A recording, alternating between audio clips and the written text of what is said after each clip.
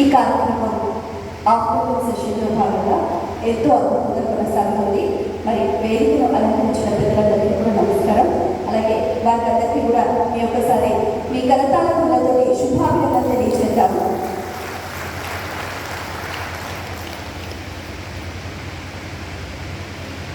ఈరోజు మన కార్యక్రమానికి ముఖ్య అతిథులుగా విశిష్టమైన వ్యక్తులు కూడా చాలామంది విచ్చేశారు. వారిలో శ్రీ శ్రీ శ్రీ రాజయోగి సిద్ధేశ్వర మహారాజు గారు దత్తాత్రేయ స్వామి వారి కృపా కరుణ కటాక్షాలతో కూడా నిరంతరం సాధనలో ఉంటూ వారు ఎన్నో సామాజిక సేవా కార్యక్రమాల్లో కూడా నిమగ్నమై ఉన్నారు. సిద్ధాశ్రమం అనంతసాగర్ పీఠాధిపతులు శ్రీ శ్రీ శ్రీ రాజయోగి సిద్ధేశ్వర మహారాజు గారు దత్తాత్రేయ స్వామి వారి సాధకులు. అలాగే వారు ఎన్నో రకాల కార్యక్రమాలు చేస్తూ ఉన్నారు. మనం గమనిస్తే కూడా ప్రస్తుతం సమాజానికి ఏదైతే మార్గనిర్దేశకత్వం అవసరమో అటువంటి సాధన మార్గాన్ని అందరికీ తెలియజేస్తున్నారు. విద్యార్థులకు విద్యా బోధన, స్త్రీలకు వారి కుటుంబ కర్తవ్యాన్ని, అలాగే ప్రతి ఒక్కరూ వ్యసన భారత పట్ల కూడా వారి నుంచి బయటికి ఏ విధంగా రావాలి, సిద్ధులను ఏ విధంగా పొందాలి, ముఖ్యంగా దత్తాత్రేయ స్వామి అనుగ్రహాన్ని ఏ విధంగా శ్రీకంగా పొందొచ్చు, ఇలాంటి ఎన్నో సాధన మార్గాలను అతి కఠోరమైన తపస్సు చేసి వారు దత్త అనుగ్రహాన్ని పొందారు. అలాగే దత్త దేవాలయాన్ని కూడా నిర్మించడానికి సంకల్పించారు. ఇవే కాకుండా అందులో భాగంగా శ్రీ భూ సమేత శ్రీ అష్టముఖ దత్త పేరుల జ్వాలా నరసింహ స్వామి వారి ఆలయ నిర్మాణాన్ని కూడా శ్రీకారం చుట్టారు శ్రీ శ్రీ శ్రీ రాజయోగి సిద్ధేశ్వర మహారాజు గారు. మరి ఈ కార్యక్రమానికి విచ్చేసినందుకు మీ అందరి తరఫున వారికి సాదర స్వాగతం పలుకుతున్నాం. గట్టిగా మీ అందరి కైకాలంలో వారికి ఆత్మీయ వారి మాటలు విన్నాను.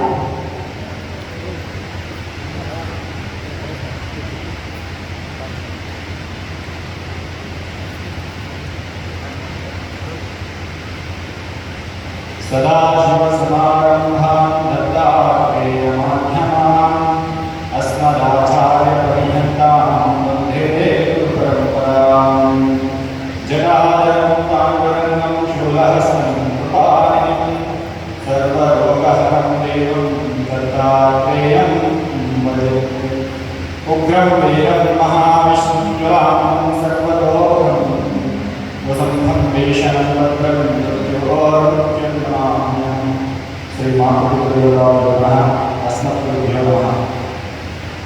ముఖ్యంగా శ్రీ పత్రిజీ జ్ఞాన మహాయజ్ఞ కార్యక్రమాన్ని నిర్వహిస్తున్నటువంటి శ్రీ నవనాథ సిద్ధేశ్వర ట్రస్ట్ సభ్యులకు, టిఎంసి వారికి ప్రత్యేక శుభాశీస్సులు అందిస్తూ, అదేవిధంగా ఈ కార్యక్రమానికి విచ్చేసినటువంటి మహాత్ములకు, పెద్దలకు, ధ్యానానికి సంబంధించిన మాస్టర్స్ అందరికీ కూడా ఈశ్వరుని యొక్క అనుగ్రహం ఉండాలని కోరుకుంటూ, ఈ కార్యక్రమానికి వచ్చినటువంటి భక్త మహర్షులందరికీ కూడా అందరికీ కూడా ఓం నమః శివాయ. ముఖ్యంగా ఆర్మూర్ మహానగరంలో నవనాథ సిద్ధుడు తపస్సు చేసినటువంటి మహాపుణ్యక్షేత్రమైనటువంటి నవనాథ సిద్ధేశ్వర మహాక్షేత్రం నందు మనకు పత్రిజీ మహాత్ముని సంకల్పం చేత ఒక అద్భుతమైన పిరమిడ్ నిర్మించబడింది. అది ముఖ్యంగా మన తెలంగాణలోని అతిపెద్ద రెండవ మహాపిరమిడ్గా స్థాపించబడింది. ఇది మన స్థానానికి, మన ఆర్మూర్ పట్టణానికి కూడా ఎంతో గర్వకారణం. ఇక్కడ ఎందుకది జరిగింది అంటే మహాత్మ సంకల్పం. ఎక్కడైనా సరే ధ్యానం చేస్తూ ఉంటాము, ఆ ధ్యానం బయట చేసే దానికంటే కూడా పిరమిడ్ చేసే దాదాపు ఎనర్జీ ఎక్కువ వస్తుందని మనం పెద్దలు చెప్తున్నారు. అలాంటి ఎనర్జీ కనుక మహాత్మ తపస్సు చేసిన తపోస్థానంలో సిద్ధుల గుడ్డ చేసినటువంటి కోటి ఎక్కువైపోయింది. అలాంటి ఒక సంకల్పం చేత మనకు ఆర్మూర్ మండలంలో సిద్ధుల గుడ్డ మీద నిర్మించినటువంటి శ్రీ నవనాథ సిద్ధేశ్వర యొక్క పిరమిడ్లో ప్రతి ఒక్కరు కూడా ఏదైతే కార్యక్రమాలు జరుగుతున్నాయో, ఎందుకంటే జ్ఞానం ఎక్కడ జరుగుతున్నా దానికి పిలవాల్సిన అవసరం లేదు. ఎక్కడైతే భగవంతుడి యొక్క అనుగ్రహాన్ని పొందే స్థానాలు ఉన్నాయో దానికి ప్రత్యేకమైన ఆహ్వానం అవసరం లేదు. ఎప్పుడైతే మీకు ఆ వార్త మీ చెవులో ఉండదో అది మీకు మహత్భాగ్యంగా భావించిన వాడికి నిజమైన జ్ఞానం అవుతుంది. అలాంటి అంశాలను ఎప్పుడు వినినా కూడా అది తెలిసినా, వేరే వాళ్ళ ద్వారా మనకు పరోక్షంగా తెలిసినా కూడా ఆ స్థానంలోకి వెళ్ళి తప్పనిసరిగా కూడా కనీసం ఒక 5 నుంచి 10 నిమిషాలుగా సరే ఆ స్థానంలో కూర్చొని ఒక 2 నిమిషాలు ధ్యానం కానీ, నామజ్ఞానం కానీ,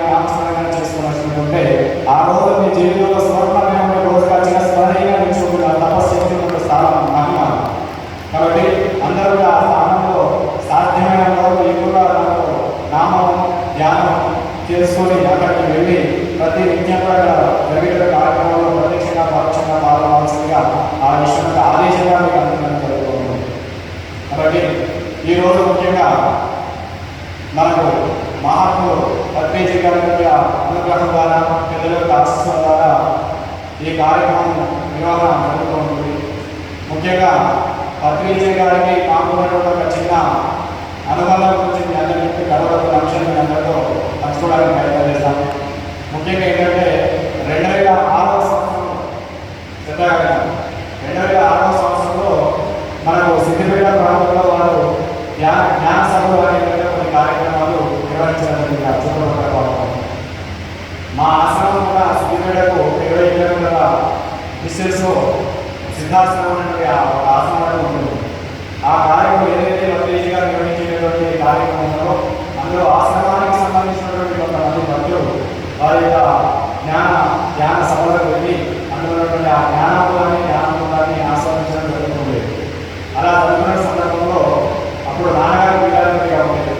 నాన్నగారు బయట స్వామి పద్మేజీగా వచ్చేలా జరుగుతుందంటే తప్పనిసరిగా ఎలాంటి మహాత్ములు మన స్థానం యొక్క విలువ తెలవాలి, వారికి కూడా మన స్థానం యొక్క విశిష్టత చెప్పి వారి కోసం ఆహ్వానాన్ని సంకల్పం చేశారు. ఆ సంకల్పాన్ని అనుసరించి వారికి ప్రత్యేక ఆహ్వానాన్ని పంపించడం జరిగింది. వారు అన్నారు, ఈశ్వరుని యొక్క అంటే ఆ సమావేశంలో తప్పనిసరి వస్తామని అనే విధంగా చెప్పేసి దాన్ని వద్దు అనకుండా వస్తాము అనకుండా మాటను చాలా బహుముఖ ప్రత్యాశాలు మాటలు అది మనకు తెలిసినటువంటి విషయం చెప్పి చేశారు. సరే వారు వస్తారు రావడానికి చేశాను. అది 2006వ సంవత్సరం.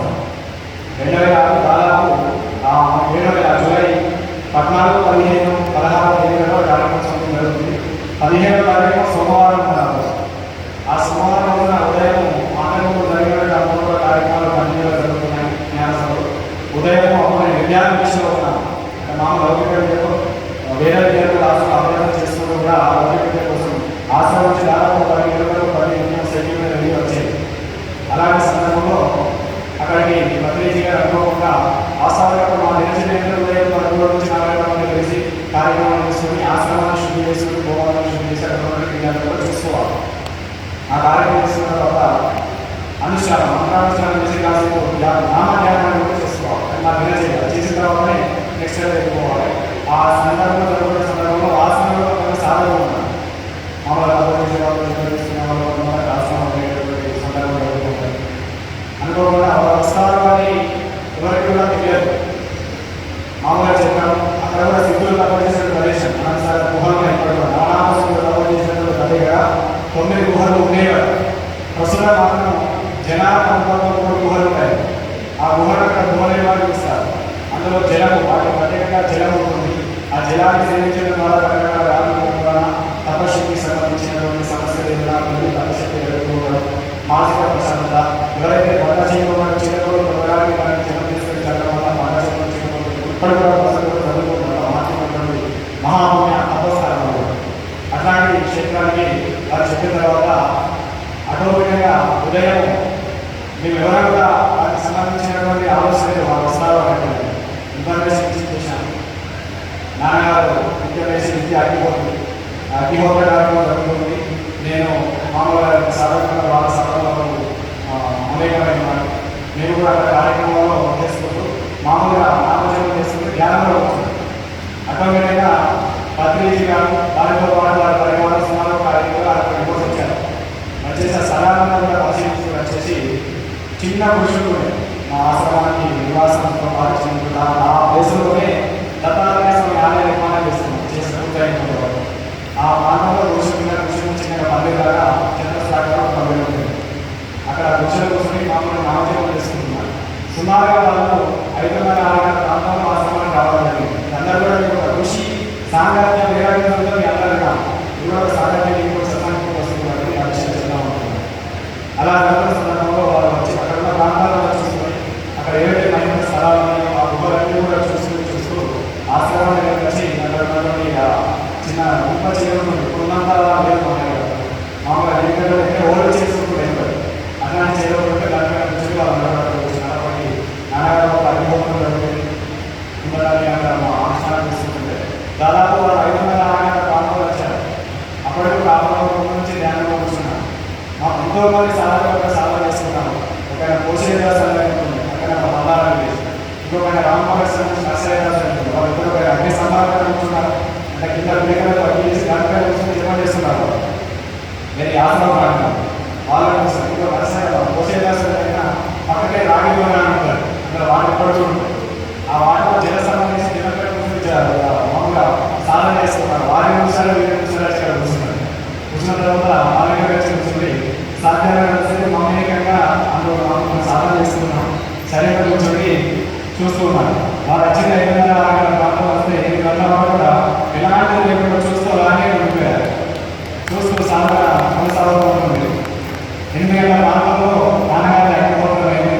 ఆటోమేటిక్గా వారికి వస్తే వాళ్ళు సాధన చేసుకుంటూ చేసి అప్పటికి మేము అనుష్ఠానం నుంచి బయటకు వచ్చి స్కూల్కి వెళ్ళాలి. వాస్తవాన్ని స్కూల్కి వెళ్ళే సందర్భంలో మీరు ఎవరు అంటే నాన్నగారు మా అబ్బాయి ఇది అబ్బాయి గారిని మీకు భగవంతుని మహాత్ములుగా వారిని కట్టి ఇలాంటి వాళ్ళందరూ కూడా ఇంత చిన్న వయసులో వైరాగ్యంగా చిన్న చాలా కష్టం అని చెప్పేసి మమ్మల్ని వచ్చి ఏం చేస్తున్నామని అనుకుంటున్నాం.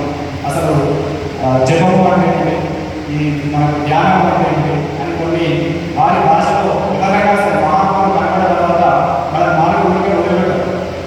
వాళ్ళకు ఉన్నటువంటి అనుభవం ప్రకారంగా మనకు కొన్ని ప్రశ్నలు సంధిస్తూ ఉంటారు. అప్పుడు ఆ భగవంతుడు మాకు ఇచ్చినటువంటి పరిజ్ఞానం మేరకు వారికి కొన్ని సమాధానం చెప్పడానికి వారు చాలా ఆనందించేసి సరే నానుజమైన కోరుకుంటున్నాం అన్నాడు. నానుజమైన కోరుకుంటున్నాం పత్రిజీ గారు వారి గురించి విన్నాను. ఆ రోజు కూడా దూరాన్ని తొక్కుదలని భావిస్తారు. అంత చిన్న వయసులో వారికి సంబంధం దొరకడం అనేది కొన్ని కోటానుకున్న జన్మల సంబంధం ఉంటాయి. కానీ మహాత్ముల సాంగత్యం ప్రత్యక్ష కష్టం దొరకదు. అలా దొరికిన సందర్భంలో నాకేం అవసరం లేదు. కానీ వారికి మురళి అంటే చాలా ఇష్టం. పిల్లలు ఉండడం దానికి చాలా ఇష్టం. వారు ఏం చేశారు, దానికి ఒక నెంబర్ పిచ్చారు పెట్టుకుంటారు. అది మీకు వారికి దగ్గరగా వాళ్ళకి చాలా మంది కలిసే ఉంటారు. దాన్ని ఏం చేశారు, వాళ్ళ దగ్గర ఉంటుందని నాకు తెలుసు. కాకపోతే వారు ఎంత తెలుసుకున్న విషయం నాకు తెలియదు వాస్తవం. అలా ఏం చేసి పిచ్చాక బయట క్లాత్లో దాన్ని ఫోల్డ్ చేసి రోడ్డు ఉంటుంది, రోడ్డులో ఫోల్డ్ చేసి దాన్ని నెంబర్ పిచ్చాక అందులో పెట్టేసి ఇచ్చేసేసి నాకు ఎందుకు ఒకసారి అంతకుముందు జరిగిన మహాత్ముల ద్వారా మహాత్ముల నుంచి వచ్చేటటువంటి నిమిడిపించే కనుక దగ్గర ఉంటే జ్ఞానబుద్ధి పెరుగుతుంది, వైరాగ్యం పెరుగుతుంది, తపశక్తి పెరుగుతుంది. కూడా ఒక మహాత్ములు చెప్పాడు అనమాట. అంటే సత్సంగం నాన్నగారు జరిగే సత్సంగంలో ఆ విషయాన్ని వినడం జరిగింది. ఎందుకు వచ్చేసి దాని అడిగారు మహాభారతం. అట్లాంటి మహాత్ముల నుంచి మనకి ఏదైనా ఒక తీసుకుని దగ్గర పెట్టుకుంటే బాగుంటుంది ఒక సంకల్పం తీసుకొని ఆ అంతకుముందు ఎలాంటి ప్రిపరేషన్ లేదు. వాళ్ళు చూసిన తర్వాత నా జ్ఞానమైన వాళ్ళు కలిగిన ఏం చేసిన దాన్ని ఉన్నటువంటి మీ దగ్గర ఒక ఫ్లూట్ ఉంటుంది. ఆ ఫ్లూట్ అనుసంధానంగా నెమ్మది పెంచే కూడా మీ దగ్గర ఉండే ఉంటుంది. అది ఆస్థానాగిస్తే సంతోషం అని చెప్తారు. నా దగ్గర ఉంటుందని ఎవరు చెప్పారు, అది నా దగ్గర ఉంటుందని నేను చెప్పారు, ఎవరు చెప్పారు లేదు. స్వామి ఆల్రెడీ చేస్తున్న విధంగా చాలా మంది మా ఆశ్రమం దగ్గర కొత్తలు వస్తూ ఉంటారు. వారు తెలుసుకోవడం జరిగింది. అది ఇప్పుడు నా దగ్గర ఉంటుందని నీకు ఏం తెలుసు అన్నాడు. అప్పుడు కొద్దిగా మంత్రానుష్ఠాన పోరాడారు ఉంటాయి. మీ దగ్గర ఒక వస్త్రం ఉన్న సమయం వస్త్రం అది దాయకుండా నాకు ఇస్తే సంతోషిస్తా అని చెప్పి మీ దగ్గర వస్త్రం ఉంది, అది దాంట్లో దాయకుండా ఉంటుంది, అది నాకు ఇస్తే నేను చాలా ఆనందంగా పడతాను అని చెప్పేసి వాళ్ళు ఎప్పుడు జరిగింది. వెంటనే ఆనందించి ఆ పింఛను నీకోసం దుబ్బడం తీసుకొచ్చాడు. ఆ రోజు దాదాపు 2006 తీసుకొచ్చినప్పుడు అందరి కోసం తీసుకొచ్చినప్పుడు ఇది 6 నుంచి 7 వరకు నేను ఎక్కడికి కార్యక్రమం ఏది చేసినా, ఎక్కడ ప్రవచనాలకు వెళ్ళినా, ఎక్కడ కార్యక్రమాలు నిర్వహించినా కూడా ఇది సాధ్యమైన అందరికీ నాతో మా డైరీలో ఉంటుంది. అందుకే నా డైరీలో పంపించి అలవాటు చాలా ఇది చాలా వెళ్ళండి. ఇది మన మాటలు భావించాలి. ఇలాంటి మనం బయట ఇండివిజువల్గా చాలా ఒప్పుకోవచ్చు. కానీ ఇది మహాత్ములు ఇచ్చినటువంటిది కాబట్టి ఆ రోజు దీంతో ఇచ్చి దీంతో కూడా నాకు ఏం చేశారంటే ఒక దానిమ్మ పండుగ ఉంటుంది. దానిమ్మ అందరికీ పంపిస్తున్నారు. స్కూల్కి వెళ్ళే సమయం అయిపోయింది. ఆ సమయంలో అందరికీ కూడా ప్రసాదం నాన్నగారి వారికి మామూలుగా పండుగ చేసిన తర్వాత ఆ ప్రసాదాన్ని మహాత్ములు ఎవరైనా కానీ ఉంచుకోరు. పళ్ళు ఇచ్చిన వాళ్ళు ఇచ్చినా కూడా వెంబడి భక్తులకు అందరూ కూడా ఇస్తారు. అలాంటి సందర్భంలో వారు ఏం చేశారంటే పళ్ళన్నీ కూడా ఉన్నటువంటి పిల్లలకు అందరికీ తలవలు ఇచ్చేస్తూ నా స్థితి వచ్చేసరికి మాకేం జరిగిందంటే దానిమ్మ కూడా వచ్చింది. ఆ దానిమ్మ కూడా మాకు ఇవ్వడం జరిగింది. ఆ దానిమ్మ కూడా తీసుకున్న తర్వాత తీసుకొని నమస్కరించి మరి పశువులుగా నమస్కరించి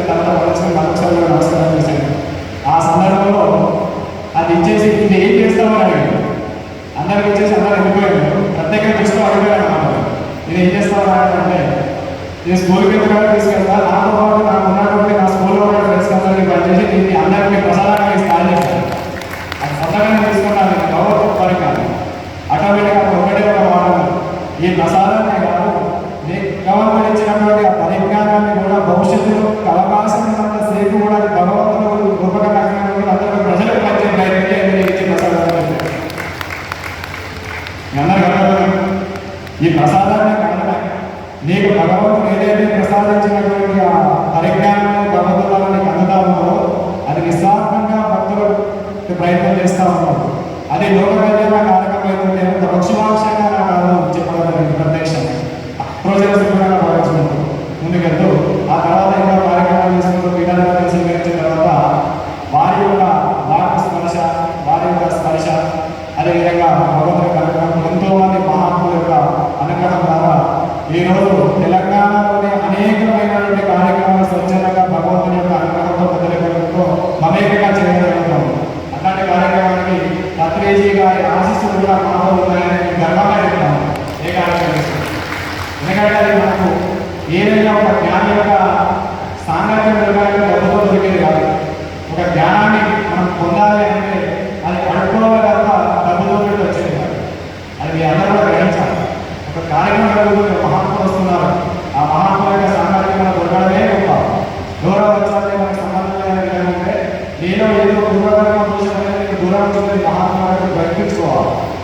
ఎప్పుడు దానికి దగ్గరగా ఎవరైనా ధ్యానం జరుగుతున్నా, జ్ఞానం జరుగుతున్నా, హోమ కార్యక్రమం జరుగుతున్నా, ఏదైనా భగవత్ సంబంధించిన కార్యక్రమాలు జరుగుతున్నా ఎవరైనా ఇవ్వాల్సిన అవసరం లేదు. నియామకం ఎప్పుడైతే కూర్చున్నావో అప్పుడు భగవంతుడికి దగ్గర ఉన్నావో నీలో జ్ఞానం భగవంతుడి దగ్గర ఉంటే అప్పుడు ఆ స్థితి నిజమైన జ్ఞానం జ్ఞానం ఆ స్థితిలో తీసుకోవడానికి ఇవ్వాల్సిన అవసరం ఉండవు. కాబట్టి ఆ యొక్క విధానాన్ని తెచ్చుకునే ప్రయత్నం చేయండి.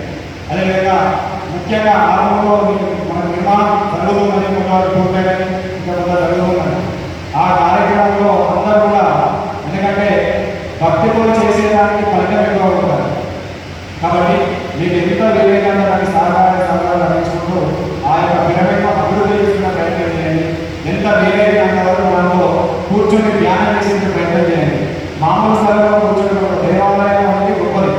ఆ దేవాలయంతో పోలిస్తే కూడా పిరమిడ్లో ధ్యానం చేయడం వల్ల సుమారుగా 100 గంటల ఎనర్జీ వస్తుందని గ్రహించుకోవాలి.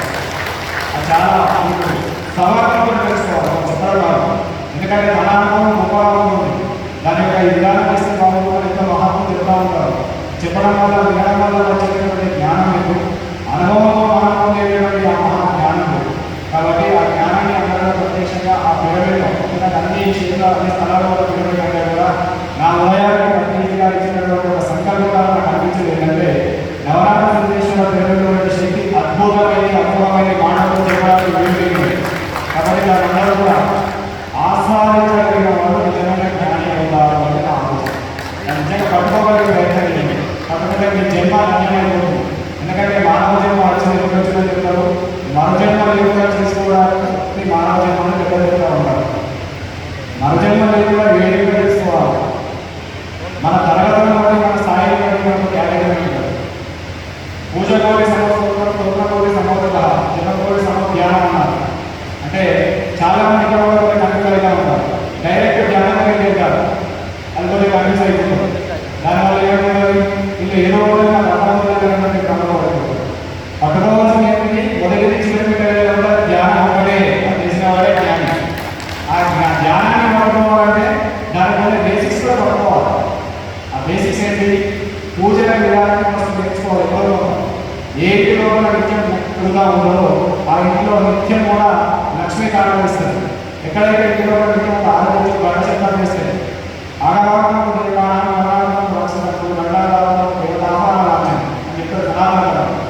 అంటే ఎక్కడైతే మన ఇంటిలో గణశబ్దం ఉండదో అక్కడ దుష్టశక్తులు ఉండవు, అక్కడ ప్రశాంతం వస్తుంది అర్థం. అంటే ధ్యానానికి ముందు అక్కడ ఆ స్థితి నుంచి తీసుకురావాలి. అది ఎప్పుడు మనం మానవ స్థితిలో ఉన్నప్పుడు ఆ పూజ తర్వాత స్తోత్రం తర్వాత జపం తర్వాత జ్ఞానం చేయాలి. నువ్వు ధ్యానం అయిన తర్వాత ఇంటిలో ఎక్కుతారు, నీకు ఇంటి స్థాయిలో అంటే నీ పిల్లలు కావచ్చు, నీ కోడలు కావచ్చు, నీ తల్లిదండ్రులు ఎవరైనా కావచ్చు, వాళ్ళ దగ్గర తీసుకురావాలి. మళ్ళీ నీ నుంచి మొదలుపెట్టి రావాలి. నేను ధ్యానం చేస్తున్నా, మీరు పూజ చేయాలి. చాలా మంది కొన్ని మిస్టేక్ జరుగుతూ ఉంది. నేను పూజ ధ్యానం చేస్తున్నాను కాబట్టి నేను మీ అందరికంటే గొప్ప. అది ఎప్పుడైతే ఈ మనసులో నేను గొప్ప అనే భావన వచ్చిందో అది జ్ఞానికి రాదు. అందరూ కూడా మనం సమానమే. ఎదురువారు ఎవరైతే ఉంటారో వాళ్ళని పెంచాలి. ఎవరైతే చిన్నతల్లి వాళ్ళు ఉంటారో మనం డైరెక్ట్గా పూజ చేస్తున్నారు, పూజ చేసి ధ్యానం చేయాలి, పూజ కంటే గొప్పది ధ్యానం మనం ఎప్పుడైతే చెప్తామో వాళ్ళు మనకు దూరం అయిపోతారు. అలా దూరం అయిపోయినవి మన జ్ఞాన సముద్రం, ధ్యానం అనే జ్ఞాన సముద్రం కలిసి ఒక బిందువు మిస్ అయిపోతుంది. ఆ మిస్ కాకుండా ఉండాలంటే నువ్వు చేసే పూజనే గొప్పది. ఇది చేయి, తర్వాత స్తోత్రం చేయి, తర్వాత జపం చేయి, తర్వాత నువ్వు నా దగ్గరికి రా. అలా వచ్చి ఎవరైతే మన గురువులతో చెప్తారో వాళ్ళే నిజమైన జ్ఞానశాస్త్రంగా గుర్తించబడతారు. ఇప్పుడు కూడా వివరించరాదు, పుట్టిన వాళ్ళని విమర్శించరాదు. మన ధర్మం ఏదైతే చెప్తుందో ఆ ధర్మాన్ని ముందుకెళ్తాను తీసుకొచ్చి దాన్ని ఒక నిశ్చలమైనటువంటి ధ్యానం అనే మహాశిఖరం పైన నిల్చుండా పెట్టాలి. నిజమైన జ్ఞానం లక్ష్యం ఆ స్థితి అత్యంతాలు స్థాపన చేస్తూ ఉంటారు. అయితే చాలా మంది కూడా స్వామి నిత్యం జపం చేస్తాం, ధ్యానం చేస్తాం, పూజ చేస్తాం, కానీ ఏదో ఒక సమయంలో మా మనసు వాటిపైన ఉండలేకపోతుంది. అంటే జపం చేసినా, ధ్యానం చేసినా, ఏదైనా కార్యక్రమం దైవానికి సంబంధించిన కార్యక్రమం చేసినా కూడా మా మనసు నిలపలేకపోతున్నాము, నిలుచుండలేకపోతుంది. చాలా మంది క్వశ్చన్ కొంతమంది చెప్తే నేను ఈ స్థాయిలో ఉన్నారు కదా చెప్తే వెళ్ళేమనుకుంటారన్న భావనలో ఉన్నారు. దాని మీద రాజకీయ అర్థం వేసుకోవాలి. అందరికీ ఏదో ఒక సమయంలో అలాంటి మనోభావంలో వచ్చేటటువంటి ప్రశ్న ఏమి లేదు. ప్రశ్న నేను నిత్యం జపం చేస్తున్నా, సాధారణంగా ధ్యానం చేస్తున్నా, ఆ ధ్యానం ఎంతసేపు చేస్తున్నాను. కొంతమంది జనవేయగలరు నలుగురు కూర్చున్నప్పుడు జనరల్గా ఒకరు కూర్చుంటే సమయం 5 నిమిషాలు కూర్చుంటే నలుగురు కూర్చున్నప్పుడు 20 నిమిషాలు కూర్చుంటారు. ఆ 20 నిమిషాలు ఎందుకు కూర్చుంటాడు? ఎందుకు అంటే ఈ నలుగురితో నేను గొప్ప ధ్యానం అనిపించుకోవడం కోసం, నడక కోసం చేసే ధ్యానం కూడా ఉంటాను. అది మీకు తప్పుగా భావించదు, దాన్ని అందరూ స్వీకరించాలి. మామూలుగా ఒక 2 నిమిషాలు కూర్చుంటే నలుగురు ధ్యానం కూర్చున్నప్పుడు 20 నిమిషాలు కూర్చున్నారు. ఎందుకు అంటే వీరు దాని కోసం ఇలాంటి ఎక్కువ చేసే మనిషిని గుర్తించడం కోసం. ఎప్పుడైతే ఒకరి ఎక్కువ కోసం కానీ ఒకరి యొక్క గొప్పల కోసం కానీ మనం చేయడానికి ధ్యానం నువ్వు ఎంతసేపు అయితే చేయగలదో, నీకు ఎంతసేపు అయితే భగవంతుడు పరిజ్ఞానం ఇచ్చిందో, ఎంతసేపు అయితే మహాత్ముల యొక్క అనుగ్రహం ద్వారా నీకు శరీరం సహకరిస్తుందో అంతసేపు న్యాచురల్గా కూర్చోగలగాలి. అలా దినదిన సమయాన్ని పెంచుకుంటూ పోవాలి. ఒకరి ఎక్కువ కోసం ధ్యానం చేయరాదు. ఎందుకోసం చేయాలి? తన కోసం తాను చేయాలి. అది నిజంగా ఒకరి కోసం కానీ, ఒకరి ఆలోచన కోసం కానీ, ఒకరు విద్యుల కోసం కానీ, ఒకరు ఇచ్చేటటువంటి సత్కారాల కోసం కానీ ధ్యానం అనే పదాన్ని మనం ఎలా ముద్ర వేసుకోవాలి. అది మన జీవితానికి ముఖ్య విగ్రహం చెప్పినట్టు మనిషి ఏదైనా ఉన్నది ఆనందం అంటే మనిషి జీవితంలో మొదటిది చివరిది ఆనందమే. ఆ ధ్యానాన్ని నిజంగా ఆస్వాదించాలి, నడకతో ఆస్వాదించాలి. ఎవరైతే నడకతో ఆస్వాదిస్తారో అది ఆ వ్యక్తి తనను తాను మోసం చేసుకోవడం అవుతారు. అది చాలా ఇంపార్టెంట్. ఇప్పుడు చాలా మంది పొద్దున్నే 4 గంటల సాయికృష్ణ ఒక బ్రహ్మముఖంగా చెప్పినటువంటి ధ్యానం చేసిన ధ్యానం మనకు మంచి ఫలితాలు ఇస్తుంది అనే విధంగా సందర్భంలో ఏం చేస్తారు? పొద్దున 3 గంటలకు 4 గంటలకు 6 గంటలకు 6 గంటలు కరెక్ట్గా ఏం చేస్తుంది? 4 గంటలకు 2 టైం ఉంటాయి. 6 గంటల 6 స్టార్ట్ అయ్యి రోజు మనం 8 గంటలు చేసే అలవాటు. అలా ఉపయోగకరమైన మన శరీరం ఇవ్వాలని ఈ 6 బంద్ ఆ 6ని బంద్ చేసి ఒక 5 నిమిషాలు ఆడుకుందాం అనిపిస్తుంది. మళ్ళీ 5 నిమిషాల తర్వాత మళ్ళీ ఆరంభిస్తాం, మళ్ళీ బంద్ చేస్తాం.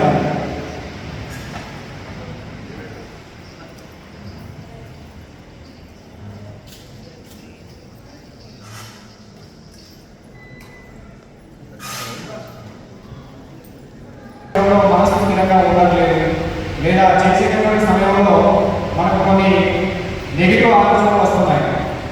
ఏ విధంగా మనం సెట్ చేసుకోవాలి? అవి ఎందుకు వస్తాయి? అవి రాకుండా ఉండాలంటే ఏం చేయాలి? అది ప్రతి ఒక్కరికి కూడా చెప్పడానికి వీలున్న వాళ్ళు చెప్తారు, చెప్పడానికి వీలు వాళ్ళు పెట్టుకునేటువంటి అంశాలు చాలా ఉన్నాయి ఈ విషయం. ఎందుకలా జరుగుతుందంటే నువ్వు ఎంత పెద్ద సారకులైనా కూడా లౌకిక సమాజంలో తెలియవలసిందే. అది ఇదైతే ఇంకొకటి ఏంటంటే మనకు కలిపురుషుడు ఏం చెప్పాడు? ఈ కలియుగంలో ఎవరికైనా కూడా నేను తొందరగా వశం చేసుకొని వారిని జ్ఞానం వైపు వెళ్ళకుండా నాలోకి పంచుకునే విధంగా నేను చేసి వారిని మోక్షంతో చేయకుండా శిక్షిస్తానని ప్రతిజ్ఞ ఉంటుంది. దానికి కూడా ఏమైతే మన జీవితంలో అంటే ఎప్పుడైతే మన ప్రయాణం మొదలు పెడతా ఉంటామో ఆ ఆధ్యాత్మిక ప్రయాణం మొదలుపెట్టిన తర్వాత అదే మనం ఫ్రెండ్స్తో కూర్చున్నాం వేరే ఆలోచన చేస్తాం ఇలాంటి ఆలోచన రావు.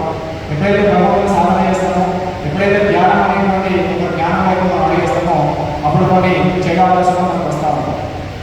అవి రావడానికి గల కారణాలు ఏమి? ఎందుకంటే మనిషి భగవంతుని దగ్గరికి వెళ్ళడం పవిత్రమైన హృదయంలో జ్ఞానాన్ని ఆస్వాదించినప్పుడు మనసును ప్రశాంతంగా జరిగే ప్రయత్నం చాలా అవసరం. ఆ అవసరాన్ని భిన్నం చేసేటువంటి అంశాలు ముఖ్యంగా ఒకటి భోజనం లేదా సంభోజనం అని చెప్తారు, ఇంకోటి సాంగత్యం అని చెప్తారు, ఇంకోటి సాహిత్యం అని చెప్తారు. ఈ భోజన విషయంలో చాలా జాగ్రత్త తీసుకోవాలి. ఇది మీ అందరికీ కూడా తెలిసినా కూడా మళ్ళీ నాకు వినడం ద్వారా ఏమైంది మనలో ఆ యొక్క విధానాన్ని బట్టి నిలిచిపోయే ప్రయత్నం జరుగుతూ ఉంటాం. ఆ భోజనం ఏం చేస్తాం మనం అందరం సాత్వికానికి భగవంతుడి పండితీ గారి యొక్క అనుగ్రహం ద్వారా దాదాపు మనం సాత్విక ఆహారం తీసుకోవడం ప్రారంభించాం. అదే గొప్ప వరం మనం అలా సాత్విక తీసుకోవడమే గొప్ప వరం. ఆ సాత్వికాన్ని ఇంకా సాత్వికమైన అంశం ఏంటంటే దాన్ని మనం తీసుకునే ముందు ఎవరైతే ఇంకా ముఖ్యంగా స్త్రీలు గుర్తించుకోవాల్సిన ఏంటంటే ఎవరైతే ఇంట్లో వంట చేసేటువంటి స్త్రీలు ఉంటారో ఆ ఆహార పదార్థాన్ని మనం ప్రిపేర్ చేసినప్పుడు ఏం చేస్తాం? సెల్ ఫోన్ మాట్లాడుకుంటూ వంట చేస్తాం, సెల్ ఫోన్ మాట్లాడుకుంటూ కూరగాయలు కలుపుతూ ఉంటాం, సెల్ ఫోన్ మాట్లాడుకుంటూ దానికి సంబంధించిన పరికరాలను శుద్ధి చేస్తూ ఉంటాం.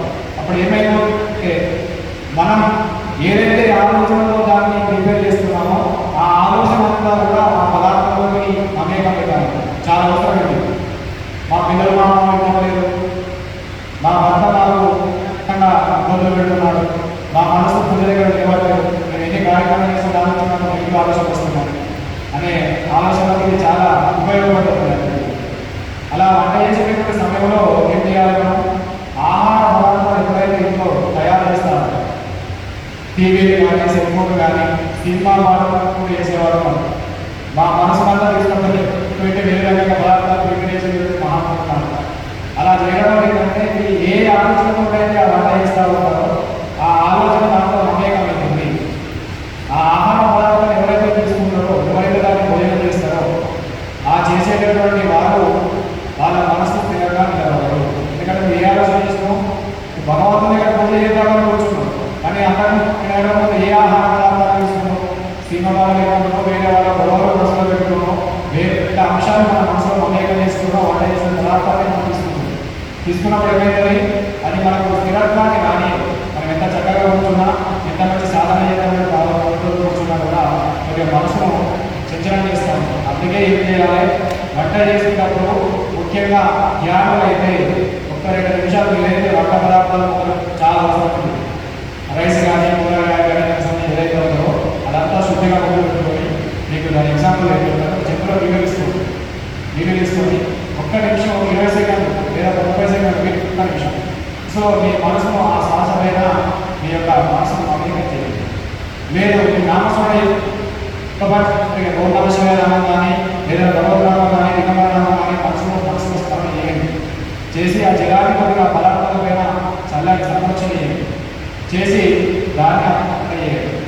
ఆ వంట చేసేటప్పుడు కూడా మనసు ఎప్పుడు కూడా పవిత్రంగా ఉండాలి. మనసు ఆ సమయంలో కూడా శ్వాస మీద ఉండాలి. ఏ ఇల్లాలైతే చేసేటటువంటి క్రియలో కూడా తన మనసును తన శ్వాసను మమేకంగా ఉంచి ఆ శ్వాసను మనసుగా ఉంచి చేస్తారో అది నిజంగా గురి చేసి ఇంట్లో ధ్యానం అవుతుంది.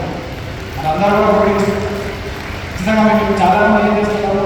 ధ్యానాన్ని చేయాలి ఇంట్లో వంట ఓటర్లు తెలుసుకుంటాం అని ఆలోచన చేసేవాళ్ళు తెలుసుకోగలము. మనం చేసే పనే మనకు జ్ఞానం కావాలి. ఆ జ్ఞానంగా ఎవరైతే పని చేస్తారో వాళ్ళే నిజమైనటువంటి జ్ఞానం అవుతారు. దాన్ని దృష్టిలో పెట్టుకోవాలి. అంటే ఈరోజు ఈ వంట చేస్తున్నా ఈ చేసేటటువంటి ఈ వంట అనేది నా కుటుంబం ప్రసాదం లాగా పనిచేయాలి, ప్రసాదం లాగా లయం చేయాలి. అది దేవుడి యొక్క ప్రసాదంగా చేస్తే ప్రసాదం చేస్తున్న వాళ్ళందరికీ కూడా అది మంచి శక్తినిచ్చి మంచి ఎనర్జీ ఇచ్చి వాళ్ళు తీసుకున్న వాళ్ళు మంచి జ్ఞానులుగా గురించుకుంటారు. అది ఎక్కడ ఉండాలి? శ్రీమూర్తుల దగ్గర ఉంటుంది. కాబట్టి దాన్ని వంట చేసే సమయంలో సాధ్యమైనంత భగవద్ నామస్మరణ చేయండి. భగవంతుడికి మీ మనసు అనేకంగా చేసి వెళ్ళండి. రెండోది ఏంటి? సామర్థ్యం. చాలా ఇంపార్టెంట్. మన జీవితంలో ఏది లేకపోయినా ఉంటాం, కానీ మనిషి పుట్టి నుంచి మొదలుగా శరీరం త్యాగం చేసే అంత వరకు కూడా తోడు లేకుండా ఉంటాం. ఇంకా దోస్తాం బంధువులు కావచ్చు, ఫ్రెండ్స్ కావచ్చు, వేరే ఏదైనా కావచ్చు. ఇక్కడ ప్రతి ఒక్క జ్ఞానికి సాధకులకు వచ్చే మొదటి చిక్కు ఇదే.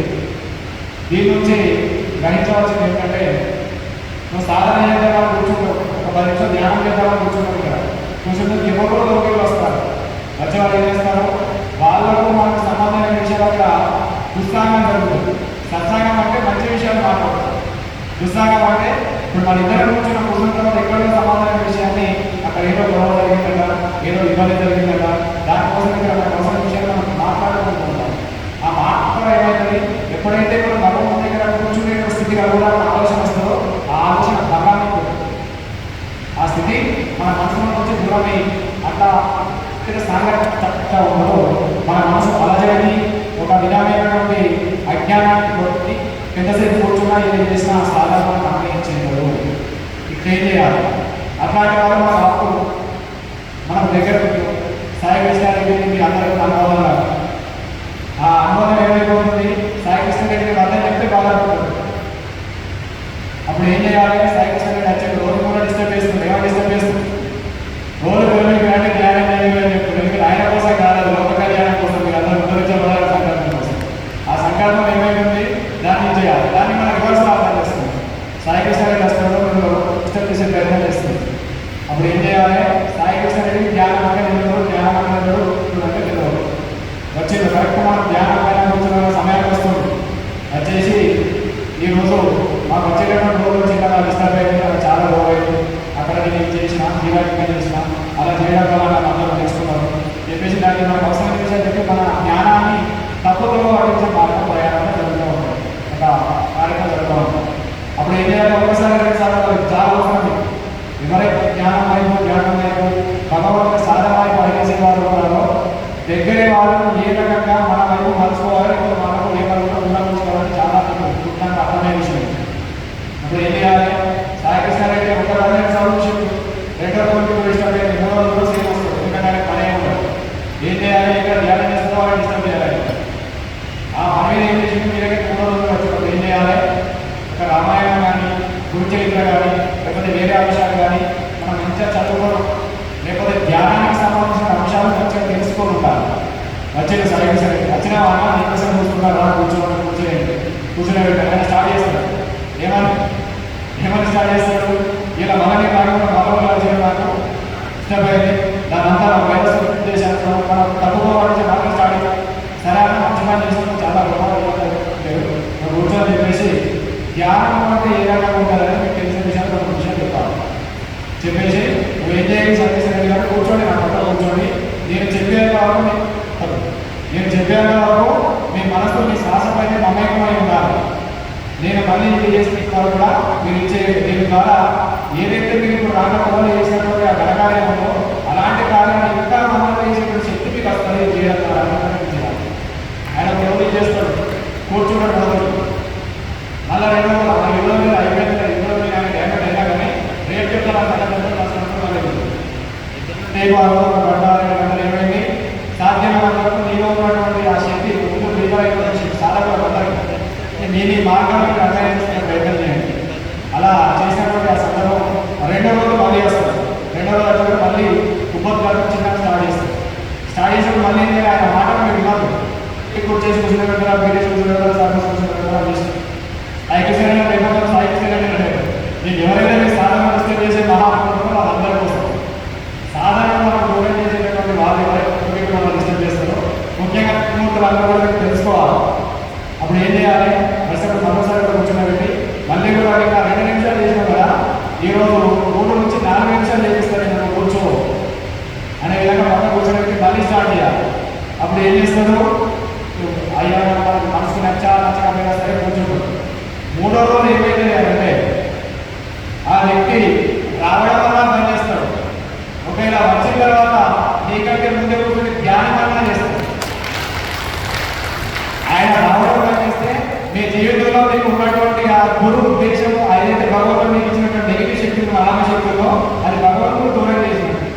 ఆయన 3వ రోజు మళ్ళీ 4వ రోజు మీరు పక్కన కూర్చున్నాడు అంటే ఆ భగవంతుడు పత్రిజీ గారి మహాత్ముల యొక్క అనుగ్రహం ద్వారా మీకు మరొక జ్ఞాని మీకు ధ్యానం పక్కన కూర్చున్నాడని తెలుసుకోవాలి. అప్పుడు ఏమైతుంది, మన రిలేషన్షిప్ దూరం చేసుకోవాలి, బంధుత్వం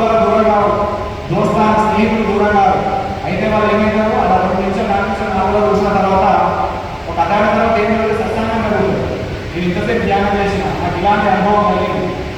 ఈరోజు 4 నిమిషాలు మొదలు చేస్తున్నాను, నేను ఎందుకంటే చాలా మోటివేషన్ వచ్చింది, ఎంతో నాకు ఆనందం కలిగింది అనే విధంగా మనిషి మారి అతని యొక్క ఆసనంలో వాసనలో ఉన్నతమైనటువంటి ప్రయాణించేటువంటి ఒక వాక్యం అనేది అది మనకు అలవాటైంది. ఎప్పుడైతే ఒక వ్యక్తిని మేధస్సులో ఒక జ్ఞానిగా లేదా నీ యొక్క మేధస్సులో ఒక చిన్న వ్యక్తికి నీకు కొట్టకుండా తిట్టకుండా దూరం ఉండగలిగావో అది నీలో ఉన్నటువంటి మేధస్సు తొలి వ్యక్తులను గ్రహించగలరు. ఇప్పుడు ఏమైంది, ఆ వ్యక్తి జ్ఞానిగా మారాడు లేదా దూరంగా మారాడు. దూరంగా ఉండడం ఇంకా ఆ వ్యక్తి జ్ఞానిగా మారడం అది లోక కళ్యాణ కారకం అవుతుంది. ఎందుకంటే ఇలా జ్ఞానిగా మారడం మనిషి రేపు బయటకి ఇంత మందిని పుట్టిన వెళ్ళగలిగే శక్తిని సంపాదించడానికి మనం ఎప్పుడు గర్వం చేసుకోవచ్చు. అది ఎట్లా వస్తుంది, మనం కొద్దిగా ఆలోచించడం వల్ల వస్తుంది. అది ఎప్పుడైతే సాంగత్యానికి దూరంగా ఉన్నాం, మనం సాంగత్యం చెందాలని సంకల్పం నీలో కలిగినప్పుడే అది సాధ్యమవుతుంది. ఆ సత్ అనే పదం మీరు మమేకం చేసుకుని నిరూపితం చేసుకున్నప్పుడే అది సాధ్యమవుతుంది. ఇది స్త్రీలకు ఎందుకంటే ఇలా రేపు ఎంతో మంది దాదాపు 199% భగవంతుని అడిగేద్దాం, జ్ఞానాన్ని అడిగేద్దాం అనే ఆలోచనలు చాలా ఉన్నాయి. ఏదైతే మిగిలినటువంటి ఆ 5% జనాలు ఉన్నారో ఈ 95% జనాలకు ఉత్సాహం చేసే ప్రయత్నం జరుగుతుంది.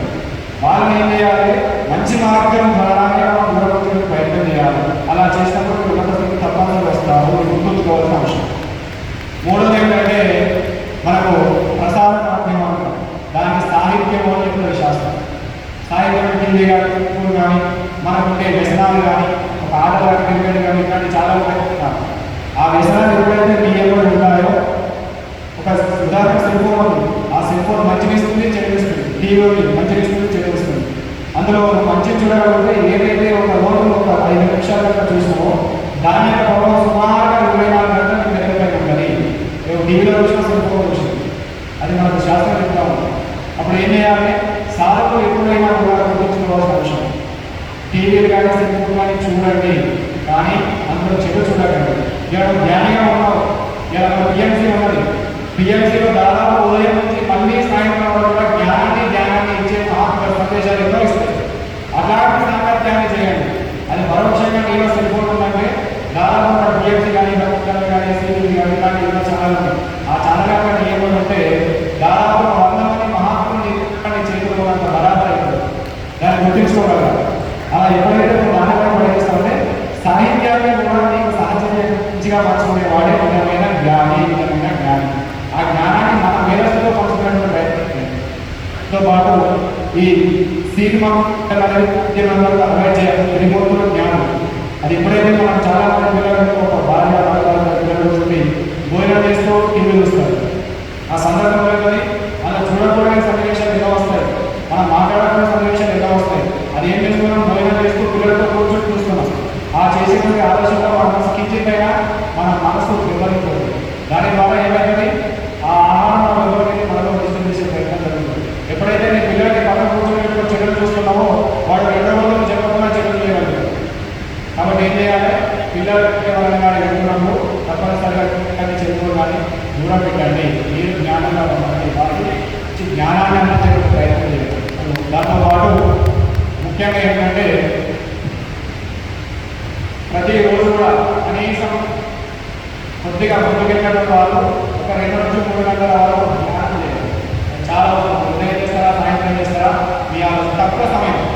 అంటే నీ బ్యూటీ ఉంది, మనం బయట వచ్చి కబుర్లు చెప్పుకోవడానికి గంటల సమయం ఉండదు, కానీ జ్ఞానానికి సమయం ఉంటుంది. ఆ సమయాన్ని మనం గుర్తుకోవాలి, సమయాన్ని సేవ్ చేయాలి, సేవ్ చేయాలి. చాలా అవసరం. చాలా మంది ఏంటంటే అనవసరంగా సేవ్ చేసే ప్రయత్నం చేస్తూ ఉంటారు. అలా సమయాన్ని దుర్వినియోగం చేసేవాడు ఎప్పుడు కూడా జ్ఞానం కాదు. ఎప్పుడైతే ఉన్న సమయాన్ని వినియోగించుకొని దాన్ని అంచనా తీసుకునే మహాత్ములు ఉంటారో వాళ్ళు ఉన్నతమైన స్థితిలో తప్పనిసరిగా ఏదో ఉండదు, మహాత్ముల జ్ఞాన శిఖరాన్ని అనుభవించక తప్పదు. అది సమయాన్ని సద్వినియోగం చేసుకునే వాళ్ళు. దాంతోపాటు ఇంటి లోపల నిత్యం కూడా భగవంతుని యొక్క నామస్మరణ ధ్యానం, కనీసం భగవంతుని యొక్క దీపారాధన, కనీసం ఇంటిలో పరిగణించు భగవంతుని యొక్క నామస్మరణ ప్రతి నిత్యం కాదు. ఖచ్చితంగా ప్రతిరోజు ఒక మన ధర్మం ఏ రకంగా స్త్రీలు ఉండాలి అంటే చేతులకు బాబులు పుష్పాలు ఆ రకంగా మన ధర్మానికి దగ్గర ఏ రకంగా ప్రతి ఒక్క స్త్రీలు ఉండాలి. ఎందుకంటే సనాతన పంచమంగాలు కలిగి ఉండాలి. గాజులు, మంగళసూత్రులు, పుష్పాలు కాళ్ళకి అంటారు. ఇవి చాలా పంచమంగాలు అంటారు. ఏ ఇంటిలో అయితే పంచమంగాలు కలిగిన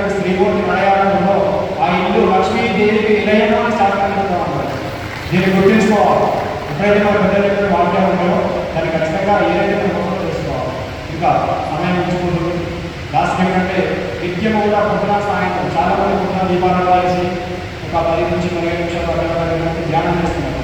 సాయంత్రం సమయం ఉంది కదా విడిచిపెట్టున్నారు.